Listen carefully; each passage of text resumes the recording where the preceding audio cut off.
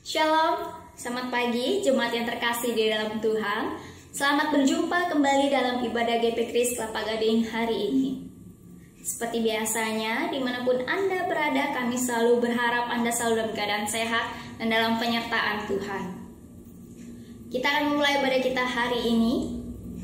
Mari saya mengajak setiap jemaat untuk bersaat teduh sejenak.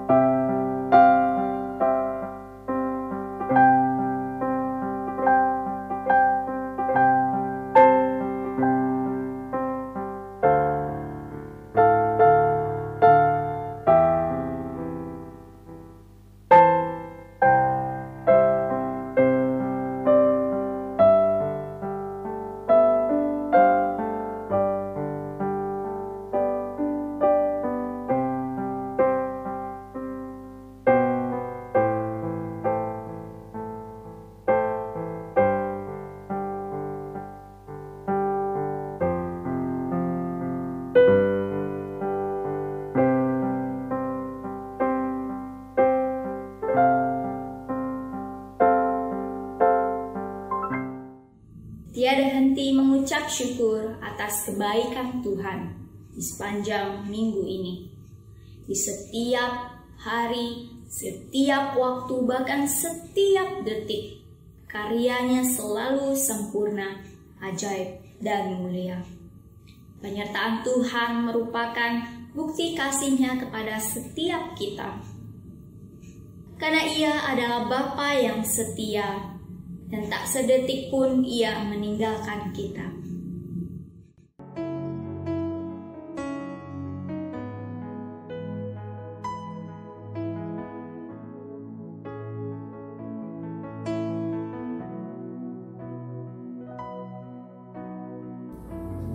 Kau Bapa yang setia, tak pernah sedetik Kau tinggalkan diriku.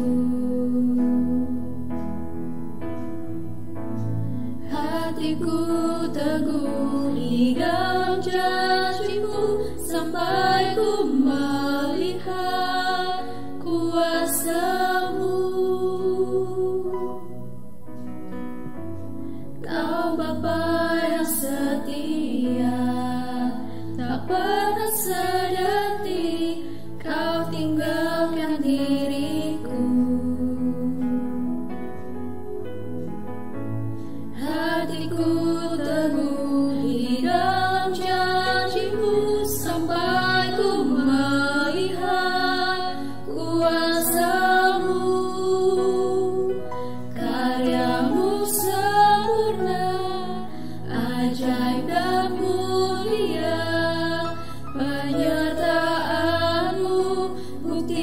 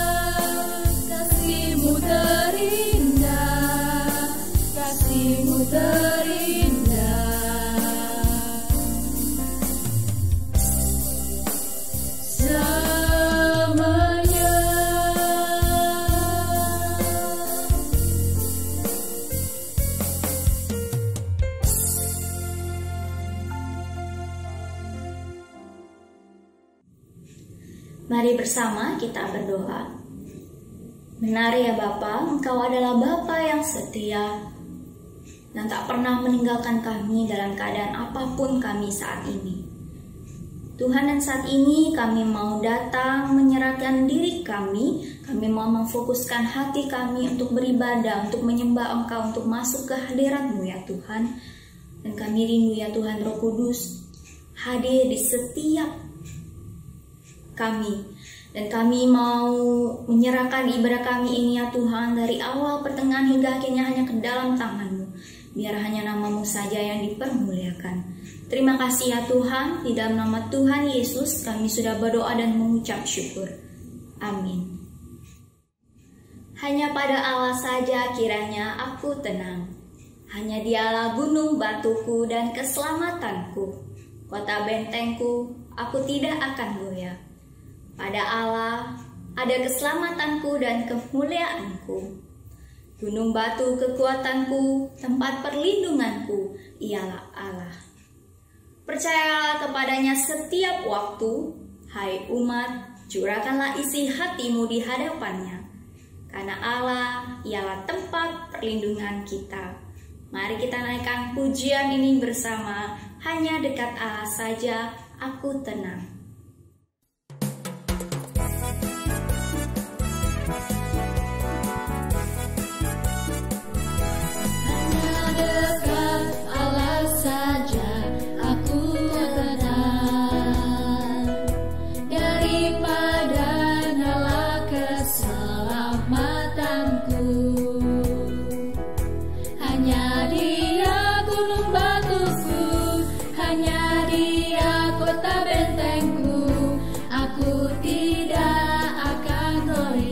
Selama-lamanya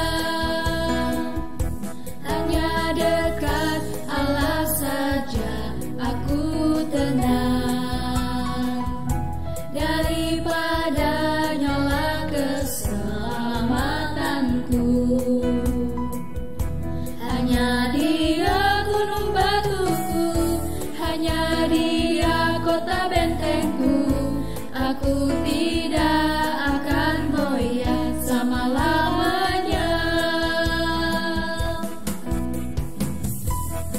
Satu hal telah kupinta Tuhan, itulah yang kuingini, diam di rumah Tuhan seumur hidupku.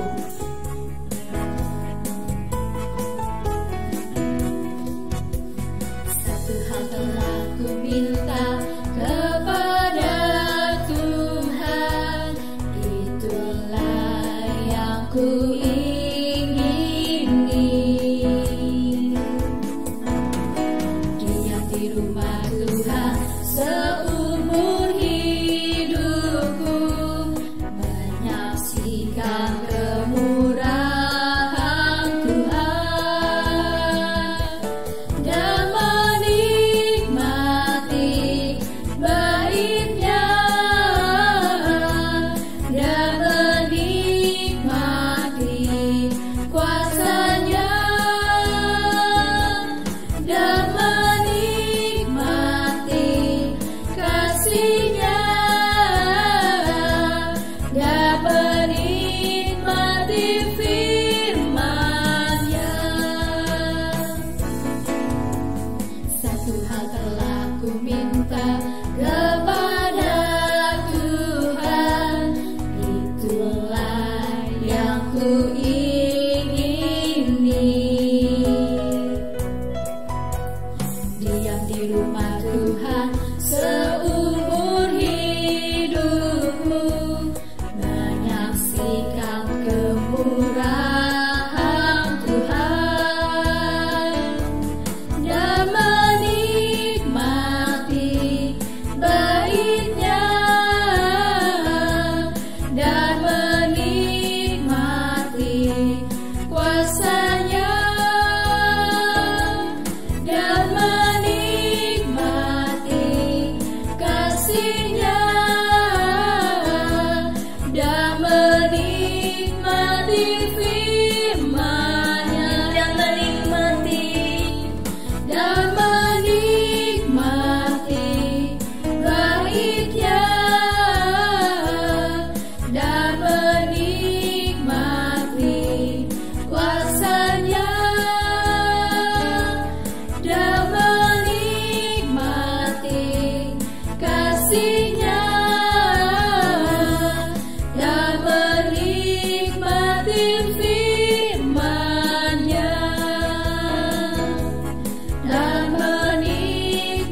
menikmati firman-Nya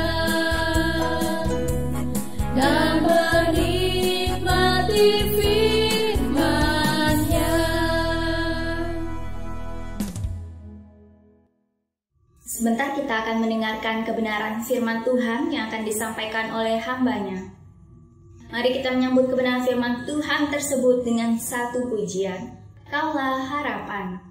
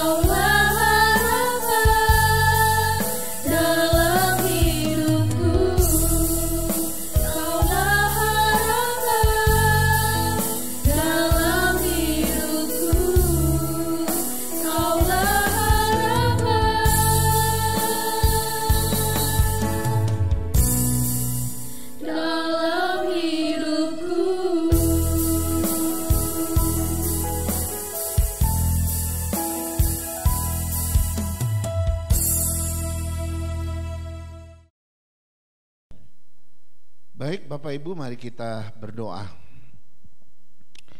Tuhan, terima kasih karena ada kesempatan bagi kami untuk kembali ke hadirat Tuhan. Hendak duduk sejenak menyediakan hati dan pikiran dan pendengaran kami akan kebenaran firman Tuhan. Sebab dari firman-Mu lah timbul iman, dan dari firman-Mu jugalah akan ada harapan. Sebab di dalamnya ada banyak janji-janji Tuhan, dan Engkau adalah pengharapan bagi siapapun juga yang mau mendengarkan suara kebenaran-Mu. Karena itu Tuhan, tanamkanlah pengharapan dan iman yang begitu kuat di dalam setiap hati kami ketika kami berjalan menghadapi situasi dan keadaan yang mungkin tidak kondusif bagi kami hari-hari ini. Kami butuh Tuhan, kami butuh iman, kami juga butuh pengharapan yang kuat, seperti sau yang kuat di dalam menghadapi badai kehidupan. Berfirmanlah kepada kami, karena hati kami telah siap, dan nyatakan isi hati-Mu bagi kami. Dalam nama Yesus kami berdoa. Amin. Amin. Baik jemaat Tuhan, mari kita membaca satu bagian dari firman Tuhan. Kita membaca firman Tuhan yang sama seperti minggu yang lalu, yang masih terambil dalam 1 Petrus pasal 1 ayat 3 sampai yang ke-9. 1 Petrus pasal 1 ayat 3 sampai yang ke-9. Saya akan membacakannya untuk kita. Terpujilah Allah dan Bapa Tuhan kita Yesus Kristus, yang karena rahmat-Nya yang besar telah melahirkan kita kembali oleh kebangkitan Yesus Kristus dari antara orang mati kepada suatu hidup yang penuh pengharapan, untuk menerima suatu bagian yang tidak dapat binasa, yang tidak dapat cemar, dan yang tidak dapat layu, yang tersimpan di surga bagi kamu, yaitu kamu yang dipelihara dalam kekuatan Allah karena imanmu, sementara kamu menantikan keselamatan yang telah tersedia untuk dinyatakan pada zaman akhir. Bergembiralah akan hal itu, sekalipun sekarang ini kamu seketika harus berduka cita oleh berbagai-bagai pencobaan. Maksud semuanya itu ialah untuk membuktikan kemurnian imanmu, yang jauh lebih tinggi nilainya daripada emas yang panah, yang diuji kemurniannya dengan api, sehingga kamu memperoleh puji-pujian dan kemuliaan dan kehormatan pada hari Yesus Kristus menyatakan dirinya. Sekalipun kamu belum pernah melihat Dia, namun kamu mengasihinya, kamu percaya kepada Dia, sekalipun kamu sekarang tidak melihatnya. Kamu bergembira karena sukacita yang mulia dan yang tak terkatakan, karena kamu telah mencapai tujuan imanmu, yaitu keselamatan jiwamu. Saudara-saudara yang dikasihi Tuhan, bagian ini adalah bagian yang pernah kita renungkan minggu yang lalu. Demikianlah firman Tuhan begitu hebatnya. Ya, di dalam satu bagian firman Tuhan kita bisa merenungkan bermacam-macam tema.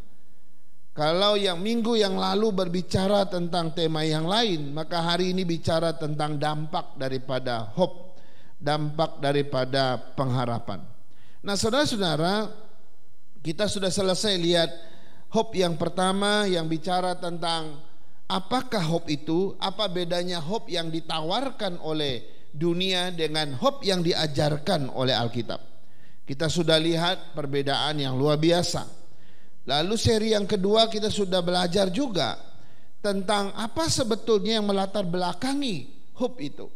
Apa yang menimbulkan, melahirkan pengharapan dalam Alkitab. Kita sudah lihat semua bahwa sesuatu yang melatar belakangi hope atau pengharapan adalah janji Allah itu sendiri. Kemudian seri ketiga kita sudah melihat ya, yang berbicara tentang dasar-dasar daripada hope. Ya, dasar-dasar daripada pengharapan.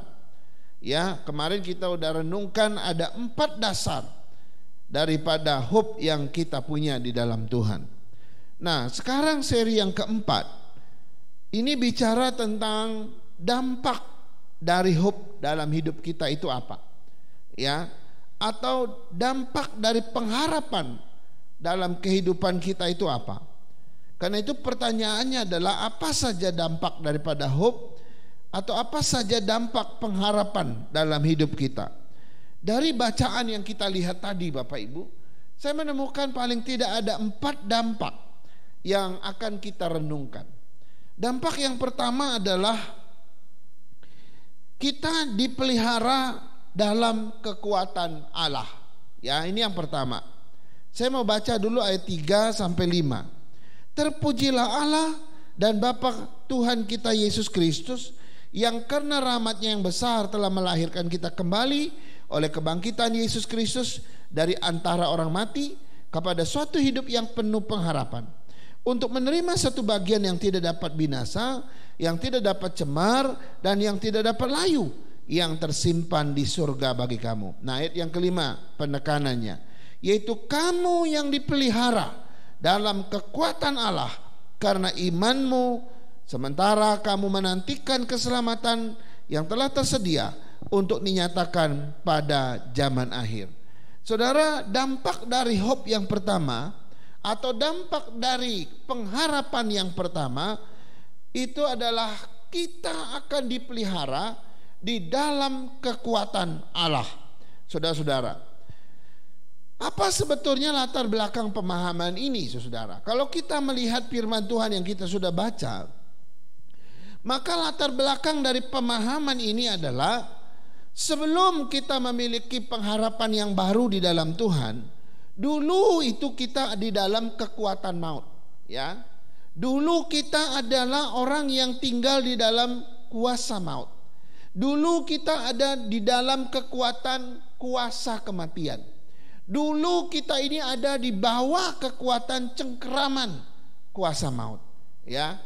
Jadi itu dulu, itu kehidupan kita dulu waktu di hidup lama kita, di hidup penuh dosa kita. Jadi dulu itu waktu kita masih di hidup yang lama, waktu kita masih di dalam dosa, kita ada di bawah kuasa maut.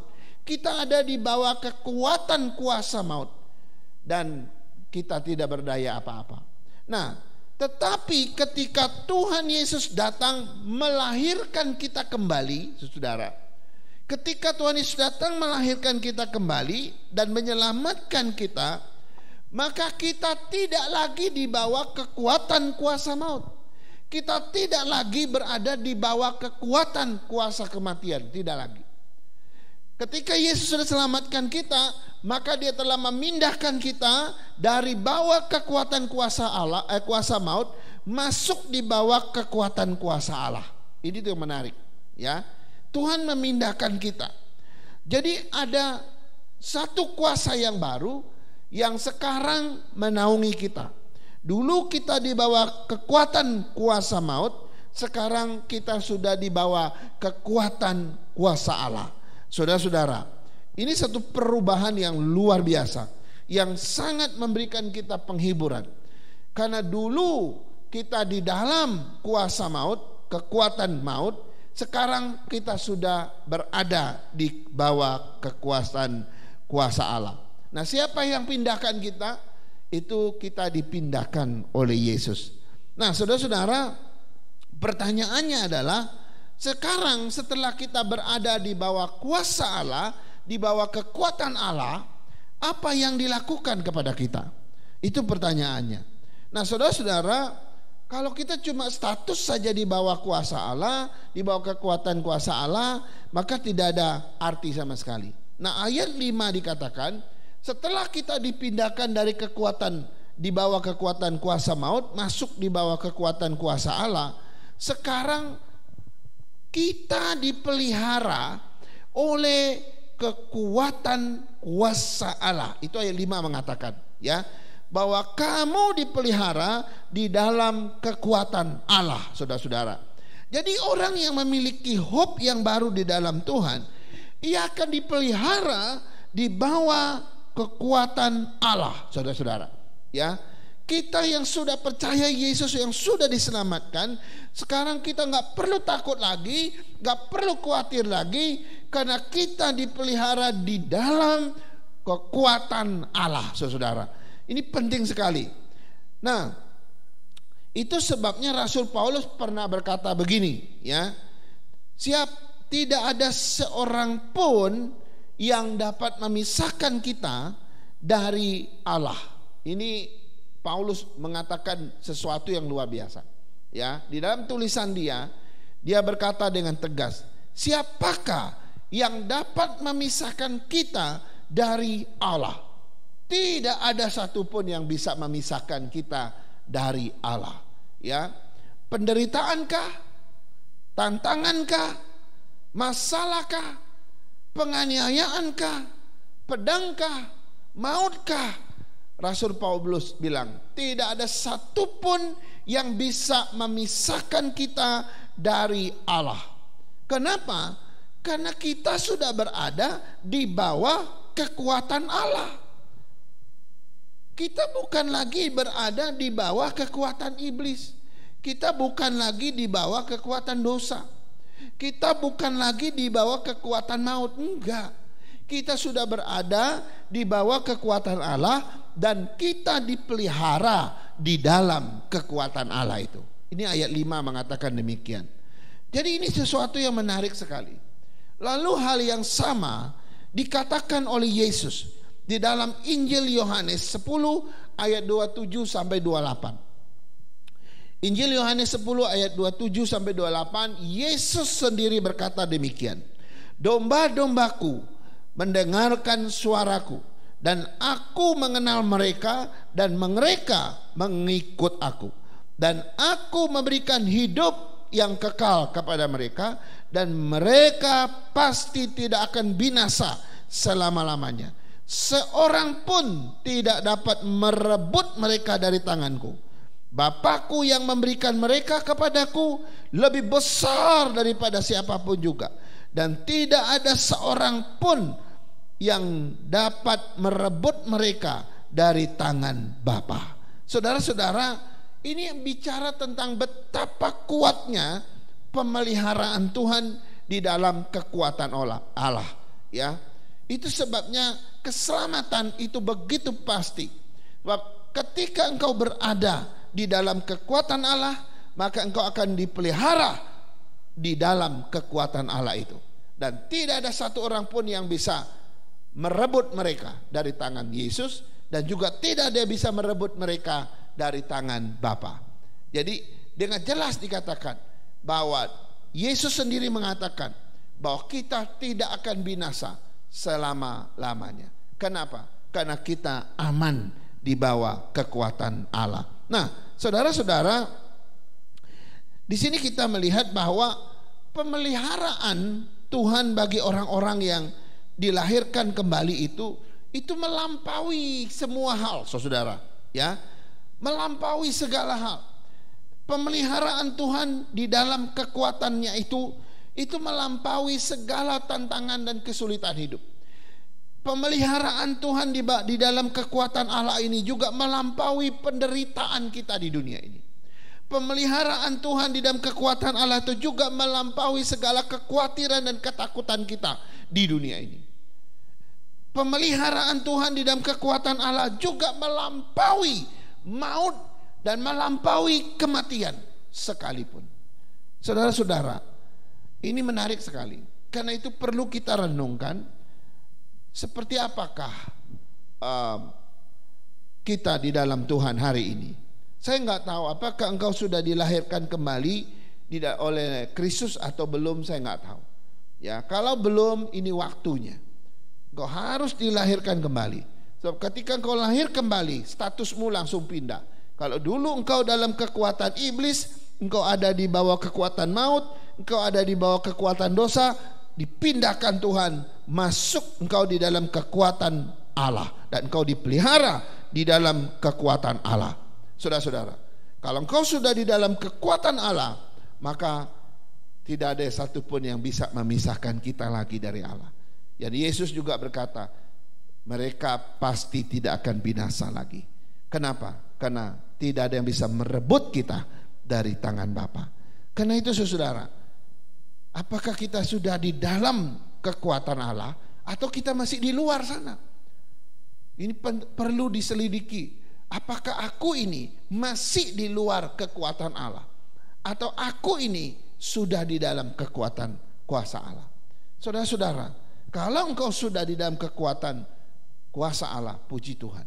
Tapi kalau engkau masih di luar kekuatan kuasa Allah, saudara-saudara, ayo, ini waktunya untuk masuk.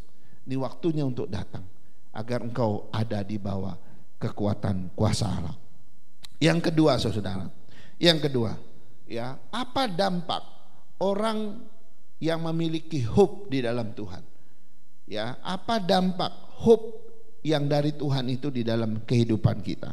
Yang kedua adalah kita akan bergembira, kita akan bersukacita. Ini jelas ditulis dalam ayat 6 dan 8 bagian C. Ayat 6 berkata begini, bergembiralah akan hal itu, sekalipun sekarang ini kamu seketika harus berdukacita oleh berbagai-bagai pencobaan. Ayat 8 bagian C, kamu bergembira karena sukacita yang mulia dan yang tak terkatakan. Saudara, waktu saya membaca bagian ini menarik sekali ya, bahwa salah satu dampak daripada hope dalam hidup kita akan bersukacita kok, kita akan bergembira kok. Ini simple ya. Nah, saudara, ada satu yang luar biasa yang terkandung dalam 2 ayat yang saya baca, bahwa sukacita orang percaya, ya, sukacita orang yang memiliki hope di dalam Tuhan itu bersifat paradoks. Ya, itu bersifat paradoks.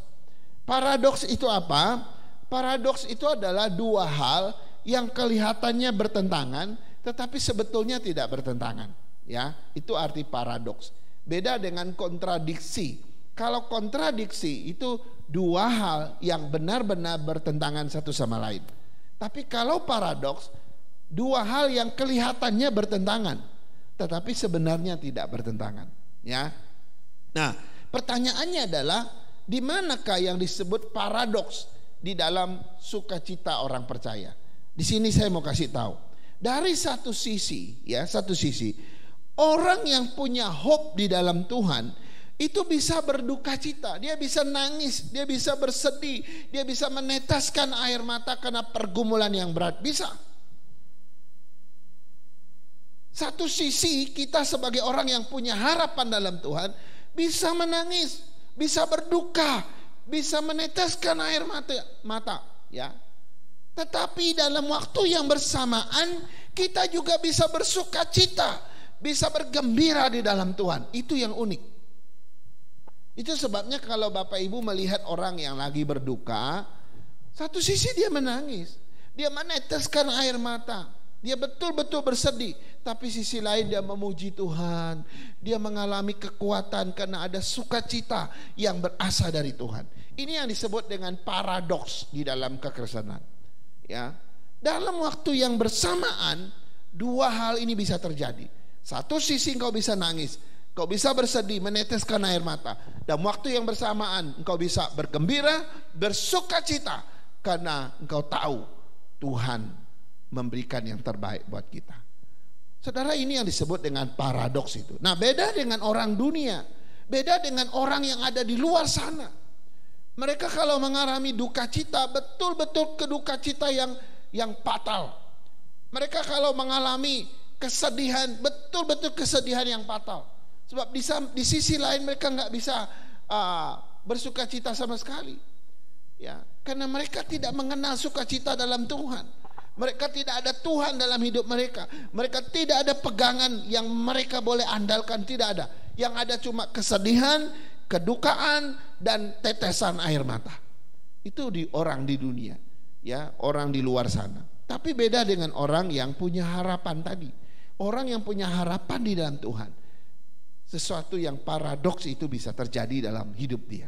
Ya, satu sisi bisa menangis, satu sisi berduka, tapi sisi lain waktu bersamaan dia bisa memuji Tuhan karena ada sukacita di dalam Tuhan yang memberi pengharapan itu. Nah, saudara-saudara, inilah perbedaan antara orang yang punya hope dalam Tuhan dengan orang yang tidak punya hope. Ya. Nah, tetapi yang lebih menarik lagi Bapak Ibu, itu ada sesuatu yang menarik di dalam ayat 8C tadi, ya. Dikatakan di dalam ayat 8C itu bahwa sukacita yang kita miliki dalam hope kepada Tuhan itu adalah sukacita yang mulia dan sukacita yang tak terkatakan. Luar biasa kan? Ya, kamu bergembira oleh karena sukacita yang mulia dan tak terkatakan. Saudara, luar biasa. Ya, dikatakan bahwa sukacita dalam hope kita kepada Tuhan itu adalah sukacita yang mulia dan sukacita yang tak terkatakan. Saudara, apa maksud daripada dua kalimat ini? Apa maksud daripada dua kata ini? Saudara, saya merenungkannya dan saya menemukan maknanya.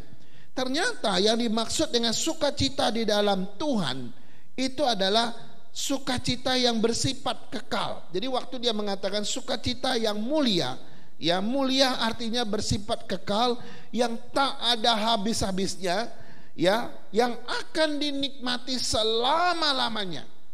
Jadi kalau engkau punya harapan kepada Tuhan, maka hatimu akan mengalami sukacita yang kekal, sukacita yang gak habis-habis, sukacita yang gak akan pernah berhenti. Tapi ini sukacita yang akan kau rasakan, nikmati selama-lamanya. Saudara, ini sukacita yang luar biasa, bukan? Jadi bukan seperti sukacita di dunia ini yang merupakan sukacita yang sementara. Nanti saya lihat lagi di dalam berikutnya ya. Kemudian pengertiannya yang kedua adalah ketika dikatakan sukacita yang tak terkatakan. Kata tak terkatakan ini bicara tentang tiada tara. Ya, tiada tara artinya tiada duanya. Rasanya tak terkatakan. Saudara, ini seperti orang yang kalau menikmati satu sajian makanan, satu menu makanan yang enak, waktu kita makan dan rasa makanan itu enak sekali sampai kita nggak bisa ngomong lagi. Ya, akhirnya orang buat istilah maknyus. Kalau orang sudah sebut maknyus, wah itu sudah pasti enak punya, dan kayak rasa enaknya itu nggak terkatakan, nggak ada duanya. Ya, itu tiada tara, luar biasa. Nah, sukacita yang dikatakan oleh Tuhan di dalam ayat 8c itu adalah sukacita yang tiada tara, tak terkatakan, yang gak ada duanya. Ya, rasanya sudah gak bisa dikatakan lagi karena rasanya yang luar biasa itu. Lalu yang terakhir, ya, sukacita yang mulia, sukacita yang tak terkatakan ini juga mengandung arti yang ketiga, yaitu sukacita di dalam Tuhan. Itu sukacita yang melampaui segala keadaan, melampaui segala situasi. Itu sebabnya sukacita yang kita rasakan dari Tuhan itu tidak tergantung pada situasi di sekitar kita, tidak tergantung pada keadaan yang ada di sekitar kita, tidak. Tapi sukacita Tuhan karena pengharapan di dalam Tuhan itu adalah sukacita yang bisa menembus segala keadaan. Itu bisa menembus segala situasi. Jadi walaupun situasimu hari ini mencekam, menyedihkan, kau sedang berduka, tapi waktu yang bersamaan kau bisa bersukacita, karena sukacita dan hari pengharapan dengan Tuhan itu bisa menembus sampai ke dalam. Jadi dalam hatimu ada duka, tapi juga ada suka yang dari Tuhan. Saudara, ini keunikan daripada dampak pengharapan dalam hidup kita. Ketika kita punya pengharapan, maka hati kita akan bersukacita, dan itu sukacita yang mulia, sukacita yang tak terkatakan, yang melampaui segala keadaan, yang bisa menembus segala situasi. Sehingga kalaupun kau hari ini menangis, meneteskan air mata, pada waktu yang bersamaan kau juga bisa menyanyi, memuji Tuhan karena engkau bersukacita. Saudara-saudara, yang ketiga, apa dampak daripada hope yang ketiga? Dampak dari pengharapan bagian yang ketiga adalah iman kita akan makin dimurnikan. Iman kita akan makin dimurnikan. Ayat 7 mengatakan begini, maksud semuanya itu ialah untuk membuktikan kemurnian imanmu yang jauh lebih tinggi nilainya daripada emas yang panah, yang diuji kemurniannya dengan api, sehingga kamu memperoleh puji-pujian dan kemuliaan dan kehormatan pada hari Yesus Kristus menyatakan dirinya. Saudara-saudara, orang yang sudah memiliki hope yang baru di dalam Tuhan, ya, imannya akan terus menerus akan diuji, saudara, dimurnikan, saudara. Jadi iman kita itu akan mengalami satu yang namanya progres ilahi. Ya, progres ilahi itu sesuatu yang mengalami satu penyempurnaan yang terus semakin sempurna yang dikerjakan oleh Tuhan. Nah, sehingga makin lama kita ikut Tuhan, maka makin lama iman kita makin murni, iman kita makin suci, iman kita mestinya makin kuat, iman kita makin besar, iman kita mestinya makin dewasa, dan iman kita makin sempurna di dalam Tuhan. Ya, itu karena mengalami yang namanya progres ilahi, ya, di dalam iman kita. Bukan makin merosot, bukan makin lemah, dan bukan makin kecil, saudara, ya. Iman kita, kalau kita bilang kita beriman tapi makin kesini makin merosot, makin lemah, makin kecil, maka saya ragu itu iman yang dari Tuhan. Nah, saudara masih ingat firman Tuhan kita 2 minggu atau 3 minggu yang lalu? Saya pernah mengatakan begini, bahwa iman dan pengharapan itu memiliki keterkaitan yang erat satu sama lain. Itu nggak bisa dipisahkan. Di dalam iman ada pengharapan, dan di dalam pengharapan juga ada unsur iman. Ini jelas sekali, ya. Jadi dalam berproses, ya, dalam prosesnya kedua hal tadi, yaitu iman dan pengharapan, itu saling mempengaruhi satu sama lain. Dari satu sisi, imanlah yang melahirkan pengharapan kepada Tuhan.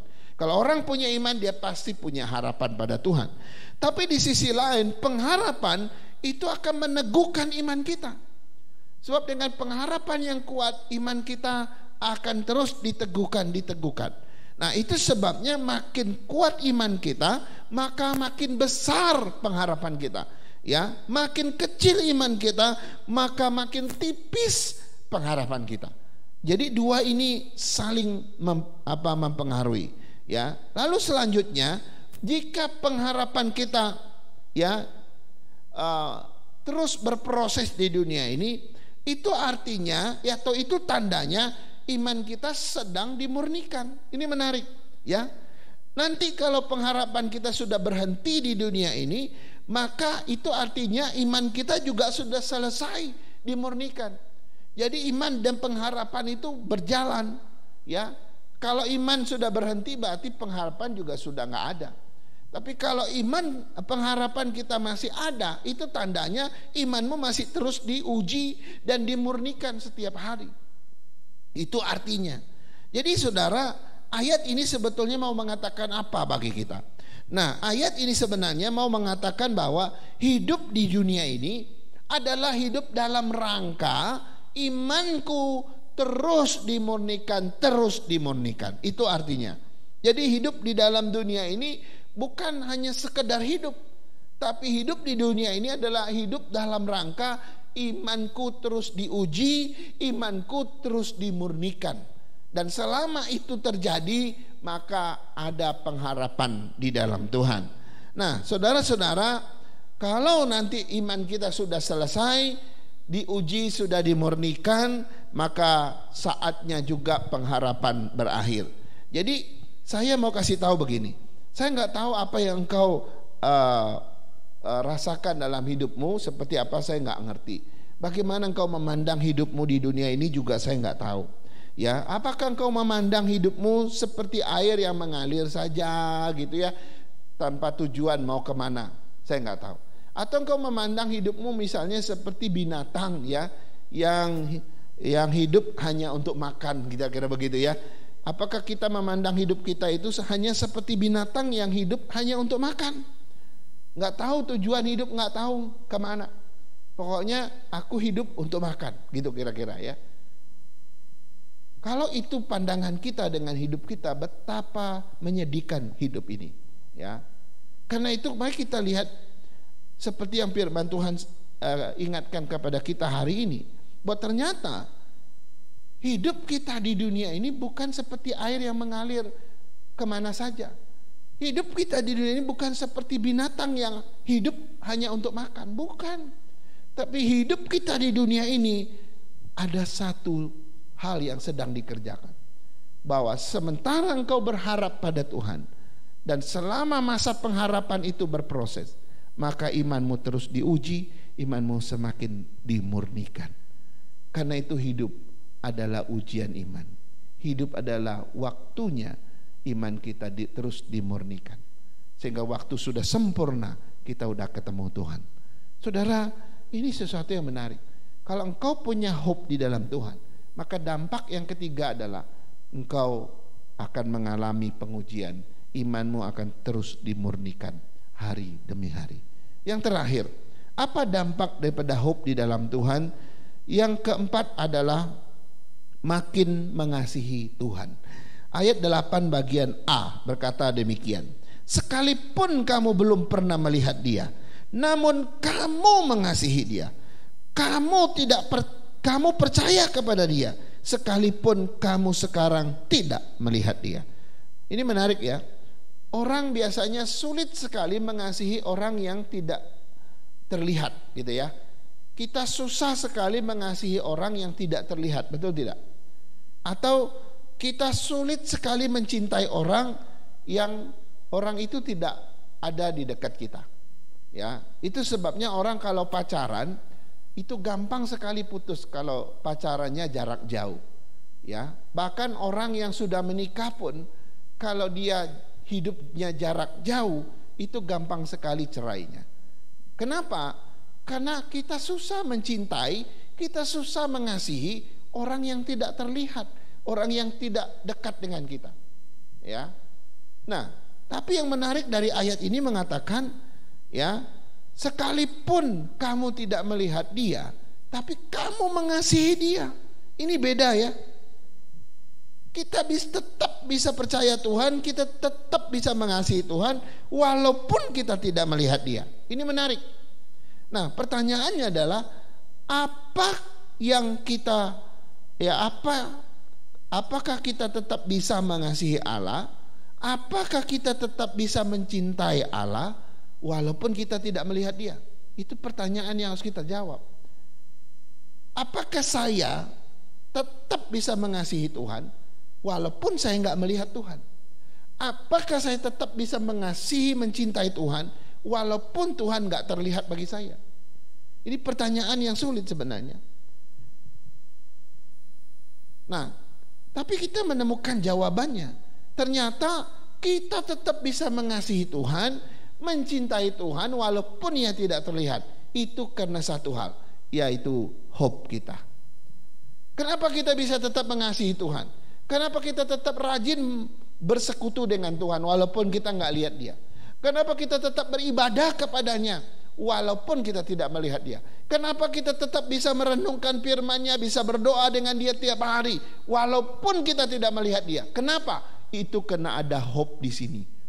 Pengharapan di sini akan Dia yang tidak terlihat itu. Karena itu adanya pengharapan dalam hidup kita membuat kita tetap bisa mengasihi Tuhan, tetap bisa mencintai Tuhan, tetap bisa bersekutu dengan Dia, berdoa dengan Dia, beribadah dengan Dia walaupun kita tidak melihat Dia. Hope itu berdampak besar dalam iman kita. Jadi ini suatu hal yang luar biasa. Karena itu saya berharap saudara punya hope yang baru di dalam Tuhan, karena engkau sudah dilahir barukan oleh Kristus. Dan hope yang baru ini akan membuat engkau tetap terikat dengan Tuhan walaupun engkau tidak melihat Dia. Kau akan tetap mengasihi Dia, bersekutu dengan Dia, beribadah dengan Dia, dan melayani Dia.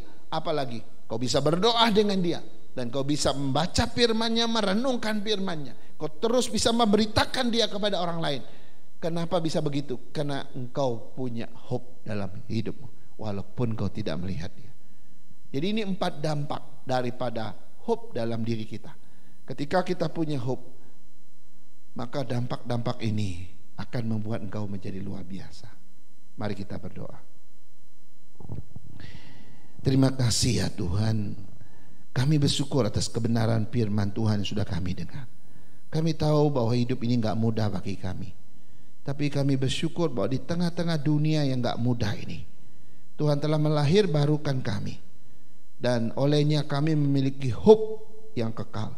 Kami memiliki hope yang sungguh-sungguh kuat di dalam diri Allah yang menyatakan diri kepada kami.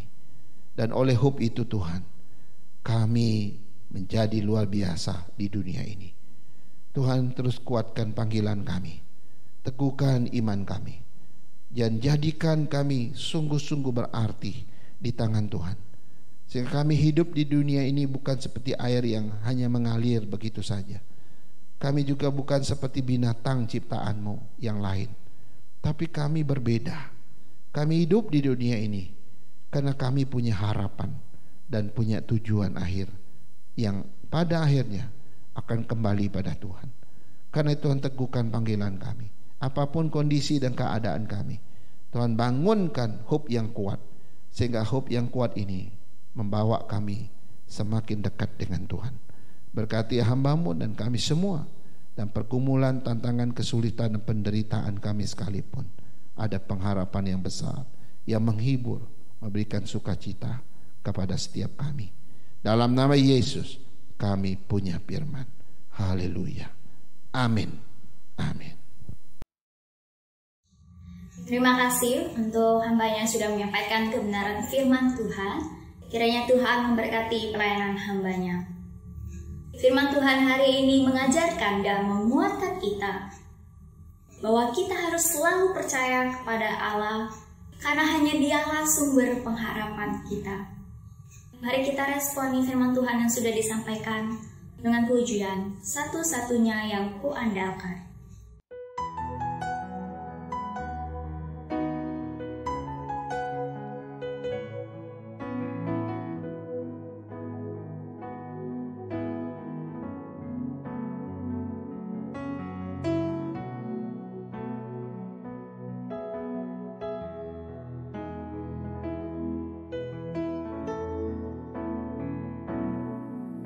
Engkau Tuhan yang setia, waktu-Mu selalu yang terbaik. Engkau Tuhan sandaranku, dan ku hanya akan berharap padamu. Engkau Tuhan yang setia, waktu-Mu selalu yang terbaik. Engkau Tuhan sandaranku, dan ku hanya akan berharap padamu.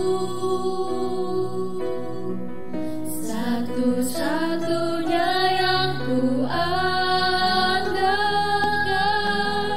satu-satunya yang ku percaya.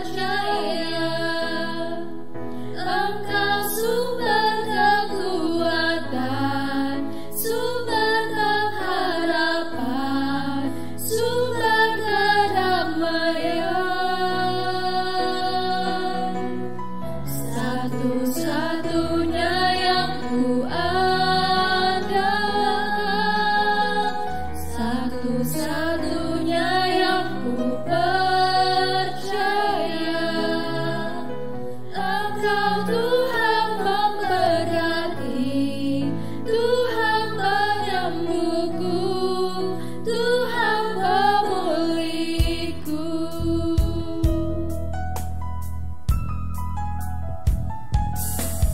Engkau Tuhan yang setia, waktu-Mu selalu yang terbaik.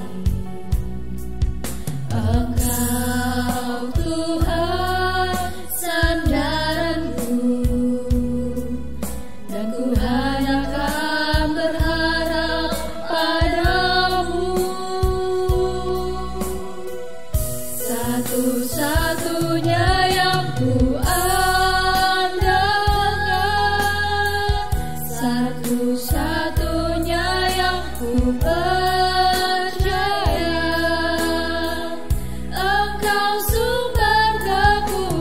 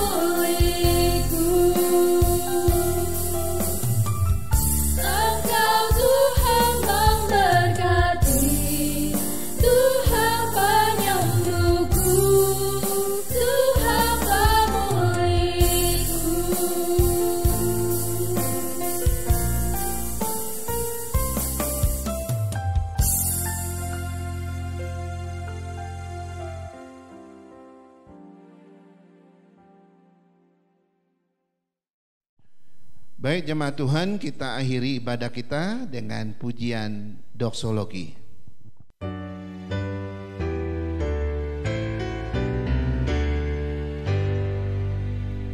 Puji Allah Bapa Putra, puji Allah Roh Kudus, ketiganya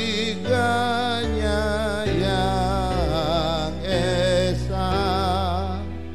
Pohon selamat sumber berkah. Amin.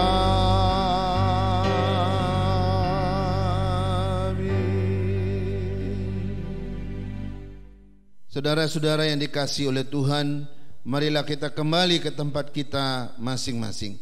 Kita pulang sebagai orang-orang yang memiliki harapan baru di dalam Tuhan.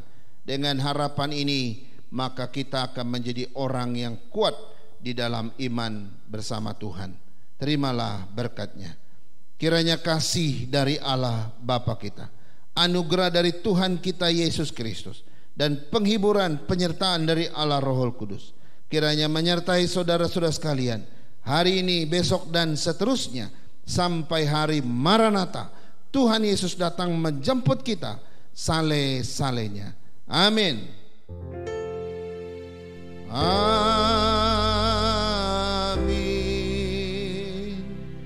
Amin.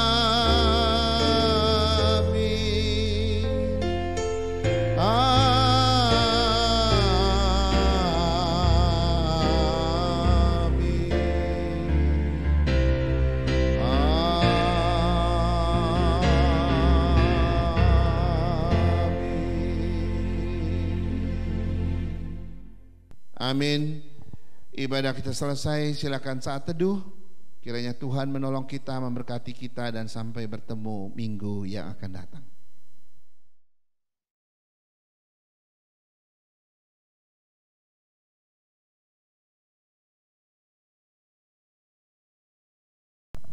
Shalom Bapak Ibu Saudara-saudara sekalian, senang sekali bisa beribadah bersama-sama dengan saudara dimanapun berada. Dan hari ini adalah hari Minggu di mana kita boleh beribadah kepada Tuhan. Doa kami, ibadah kita terus memberkati Bapak Ibu, memberikan kekuatan, pertumbuhan iman, dan menguatkan kita dalam situasi yang makin mencekam hari-hari ini. Saya percaya kita tetap sehat, tetap kuat di dalam Tuhan, menghadapi apapun yang sedang kita hadapi. Betapapun itu berat, ingat bahwa Tuhan selalu beserta kita. Ya, shalom buat saudara, dan damai sejahtera Tuhan menyertai kita dimanapun kita berada. Baik, izinkan saya menyampaikan beberapa warta untuk kita. Pertama, hari Kamis tanggal 28 Januari, ini Kamis yang keempat, Kamis terakhir. Nah, biasanya Kamis terakhir kita ada persekutuan faith, ya, persekutuan rumah tangga atau faith yang disebut dengan faith itu, ya. Nah, persekutuan ini akan diadakan lewat aplikasi Zoom.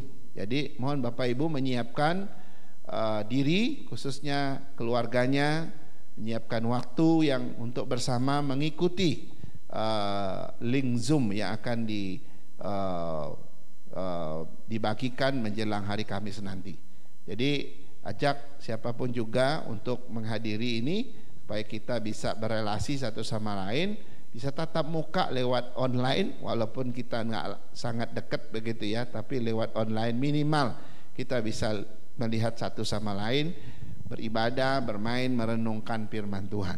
Ya, kemudian yang lainnya seperti biasa, setiap hari Sabtu ada remaja pukul 17.30, kita doakan mereka, lalu pemuda pukul 19.00. Begitu juga hari Minggu seperti biasa. Pagi jam 9.00 ada anak-anak sekolah minggu kita. Mari kita dukung mereka karena ada 4 kelas sekolah minggu yang selalu berjalan setiap hari Minggu. Kemudian jam 10.30 itu ibadah umum kita. Mari kita bagi link-link ibadah kita kepada siapapun yang membutuhkannya. Lalu yang terakhir, kami atas nama Gembala Sidang, para diaken, dan juga atas nama keluarga besar GP Kris Kelapa Gading mengucapkan terima kasih kepada Bapak Ibu yang dengan setia memberikan persembahan dan juga mungkin perpuluhan kepada Tuhan. Kami berdoa Tuhan kembalikan berkat yang besar atas pekerjaan, keluarga, dan kehidupan pribadi Bapak Ibu. Hanya itu saja yang warta kita hari ini. Kiranya Tuhan menolong. Sampai bertemu minggu yang akan datang. Tuhan Yesus memberkati.